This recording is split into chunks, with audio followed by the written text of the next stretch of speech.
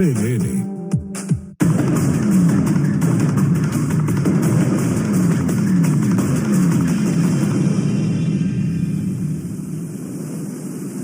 Crisis sanitaria, problemas económicos, tensión política, estallido social y encima elecciones. Combo tremendo para Estados Unidos en este 2020. De este tema, por supuesto, vamos a conversar con María Victoria Murillo desde Nueva York, profesora de Ciencia Política y Estudios Internacionales de la Universidad de Columbia. María Victoria, un placer tenerte aquí en Perspectivas de Buenos Aires. ¿Cuán histórico es este momento para Estados Unidos? Es realmente un momento único. Se combinan varias crisis que nunca habían ocurrido juntas. O sea, como lo acabas de decir, por un lado la crisis sanitaria de la cual Estados Unidos recién está saliendo, que se parece a la crisis de 1918, la de la fiebre española. Por otro lado, una crisis económica que no tiene parangón desde la Gran Depresión, en términos de la caída del producto y los niveles de desempleo. Por otro lado, una crisis racial, de conflicto racial que nos recuerda a fines de la década del 60. Y en este contexto, unas elecciones súper polarizadas por la figura de Donald Trump. Es realmente un combo muy impresionante y un combo tan complicado que es difícil hacer predicciones porque nunca ocurrieron todos estos hechos al mismo tiempo. Trump endurece su discurso, se pelea con los gobernadores, ha elegido varios blancos, Twitter, los medios, Joe Biden, incluso desde su red social casi que marca la agenda de su gobierno. ¿Le conviene a Trump endurecer el discurso? ¿Por qué lo hace? Pensando también que con esta dureza serán muy pocos los moderados que lo acompañen en las elecciones presidenciales. Sí, le conviene definitivamente porque hasta hace una semana sus chances electorales se veían bastante complicadas. Recordemos que su manejo de la pandemia fue muy malo. Estados Unidos tiene más de 100.000 muertos, más muertos que en la guerra de Vietnam. Él no pudo prevenir, no pudo, conseguir. Yo recuerdo Nueva York en marzo cuando mis amigos empezaron a enfermar, no había tests. Los médicos tenían que rehusar los equipos en los hospitales privados. No había realmente nada. O sea, el manejo de la pandemia le restó votos. Y después la crisis económica. Él venía haciendo campaña con el excelente resultado de la economía. Y la economía ha caído de un modo dramático. El desempleo está en niveles que nunca ha habido desde la década del 30. Entonces, él lo que necesita es mover el discurso a otro eje. Y esto le ha dado una oportunidad, le ha dado la oportunidad de moverse de la pandemia y la economía al área de la seguridad. Tratar de hacer lo que acá se llama el rally around the flag.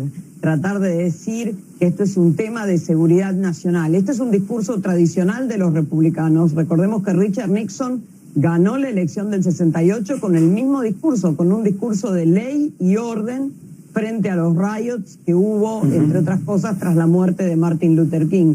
Entonces, esta es una estrategia que a los republicanos les suele funcionar, que ellos quieren usar, que han sabido usar, y Trump es realmente un actor profesional en usar esto, y su idea es polarizar para que los republicanos vayan a votar. Acá la elección no es tanto convencer al independiente, aunque puede ser que la violencia convenza a algunos independientes, sobre todo en estados del Medio Oriente, donde el tema racial siempre está a flor de piel, pero también hacer que vayan a votar los votantes republicanos, porque el voto es optativo, vota poca gente, no es como Argentina que vota el 86% del electorado, vota al 40% de los adultos que pueden votar. Entonces, ¿quién va a votar? Es muy importante, y la polarización y el miedo son una estrategia para hacer que la gente vote. Entra otra categoría, la del asustado para este proceso electoral. Estados Unidos, lo conoces mucho mejor que yo, es un país bien federal. Hay estados, por ejemplo en Nueva York, donde no se admite la Guardia Nacional, otros que sí. ¿Cuánto influye el federalismo en el actual desarrollo del estallido social? Lo que sí los unifica son justamente estas protestas, pero cada estado se comporta de manera diferente. Sí, eso, el federalismo es clave, fue clave en el manejo de la pandemia y es clave en las protestas.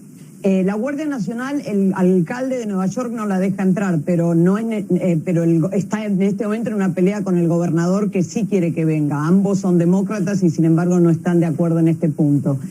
Pero lo que sí se ve es que la mayoría de las protestas son protestas urbanas y la mayoría de las grandes ciudades en Nueva York, en Estados Unidos, son gobernadas por demócratas. La división electoral es que en las zonas suburbanas y exurbanas y en las zonas rurales sobre todo gobiernan republicanos y en las zonas urbanas sobre todo gobiernan los demócratas.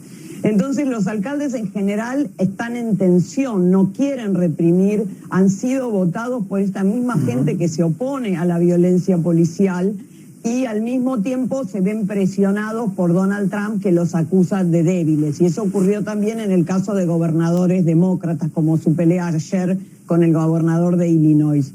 Pero ellos creen, incluso gente dentro del Partido Republicano ha empezado a emerger diciendo que lo que tienen que hacer es calmar los ánimos, no tratar de agudizar aún más el conflicto, como hizo él acudiendo a una regulación del año 1807 para prometer que va a mandar a los militares a reprimir si no lo hace la Guardia Nacional y la policía en los estados. No queda claro que él realmente tenga el poder por el federalismo norteamericano de poder enviar al ejército, solo puede hacerlo en el caso de Washington D.C., como se vio en el día de ayer. María Victoria, muchísimas gracias por estos minutos con Perspectivas de Buenos Aires. Muchísimas gracias a ustedes por la invitación. Más adelante actualizaremos novedades sobre la pandemia en el resto de América. Ya regresamos. ¿Sabías que sonreír reduce el estrés?